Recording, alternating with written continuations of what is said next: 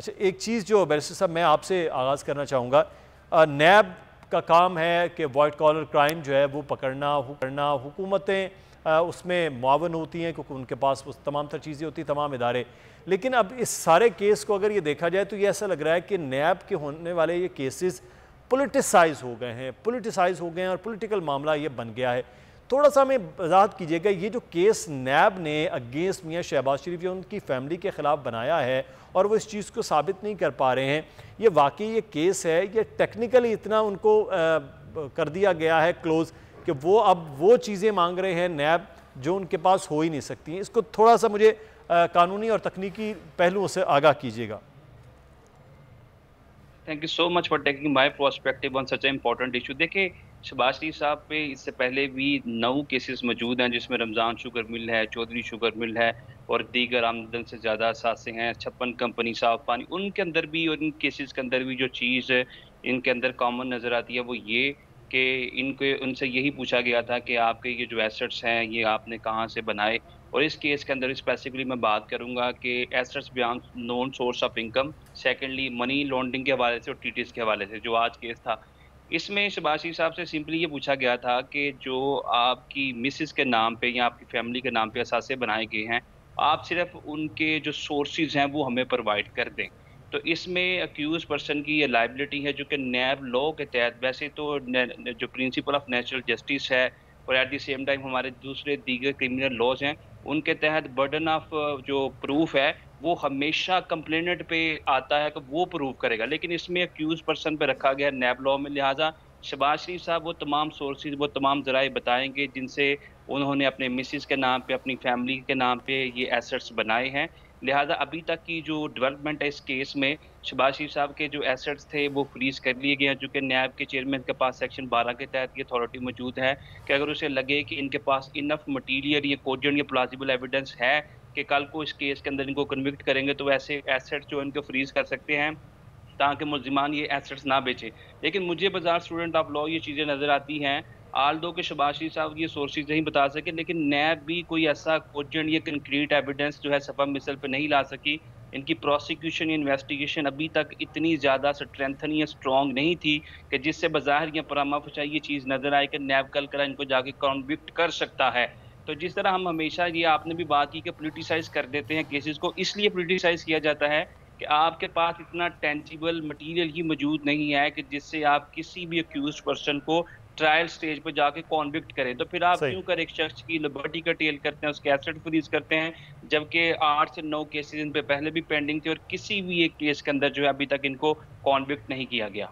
ठीक है, ये बड़ा इंपॉर्टेंट मामला हो गया कि ये अभी ना वो साबित उस तरह कर पा रहे हैं, ना ही इधर से कोई एविडेंस जो है वो नैब लेकर है, इसलिए चीज़ें लंबी हो रही हैं। लेकिन पीजे मीर साहब, जब ये बरतानिया में मामला हुआ सलमान शहबाज साहब का, तो उस वक्त ये तासुर हुआ कि वही चीज़ें हैं जो यहाँ पर नैब की सूरत में या FI की सूरत में केसेस चल रहे हैं शहबाज शरीफ साहब पर, और देखें जी वहाँ पर वो बरी हो गए।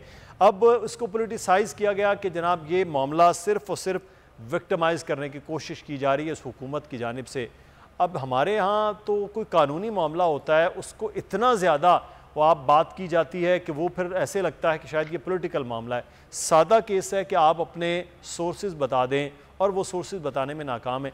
अब इस चीज़ को, इस केस को क्या कहा जाए? मुदस्सिर, आप मुझे इजाज़त दें, आप जो पिछले सेगमेंट में हम ब्रेक पे चले गए थे, जी जी, just let me tell you one thing. ये जो हम शोर मचा रहे हैं महंगाई का, इसका अभी ये कल महंगाई ख़त्म हो सकती है क्योंकि प्राइसेस तो बढ़ेंगी। आप पूछेंगे कैसे?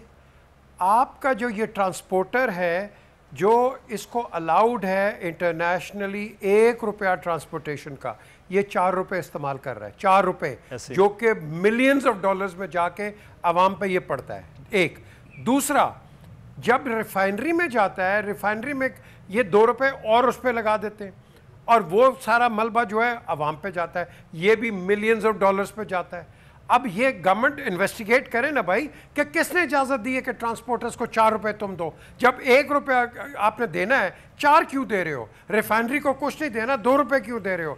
कहीं ना कहीं तो कोई खा रहा है ना पैसा, तो फिर ये अवाम इस पर सफ़र कर रही है। ये सब ठीक हो सकता है, कल इन्वेस्टिगेशन कोई भी करवा ले, आपके सामने आप देखोगे पेट्रोल की कीमत यूं नीचे आएगी। अब बात आती है आपकी केसेस की। यहाँ मेरी नज़र में शहबाज शरीफ ट्रायल पे नहीं है, मेरी नज़र में प्रोसिक्यूशन ट्रायल पे नहीं है, मेरी नज़र में जज ट्रायल पे है। ये जज जो हैं ये क्यों नहीं जल्दी से फैसला करते?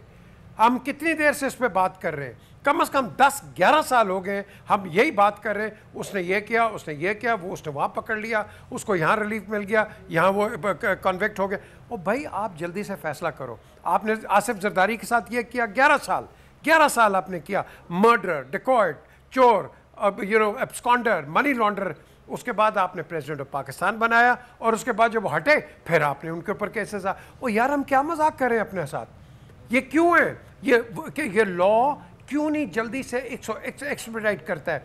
ये मेरे भाई जो अभी आए हैं बैरिस्टर, ये सही बात करते हैं। और भाई आप वो केस लेके आओ जिसके पास कुछ सब्सटैंशियल एविडेंस नहीं, कॉम्प्रिहेंसिव एविडेंस हो। जब तक कॉम्प्रिहेंसिव एविडेंस नहीं होगा, प्रोसिक्यूशन का भी टाइम ख़राब है और डिफेंस का भी टाइम ख़राब है, तो आपकी कन्विक्शन होती कोई नहीं है। और यहाँ मीडिया ट्रायल हो जाता है, मीडिया गपशप हो जाती है, किसी की यहाँ पगड़ी उछल रही है, किसी की यहाँ पगड़ी उछल रही है, और हर किस्म से पॉलिटिकल बयानात आने शुरू हो जाते हैं। ये हमारे लिए नेशनली मुदस्सर ये डिज़ास्टर है कि इस तरह की कॉन्वर्सेशन हो। पकड़ो, ज़रूर पकड़ो जिसने करप्शन की है, इसमें कोई दो राह नहीं है।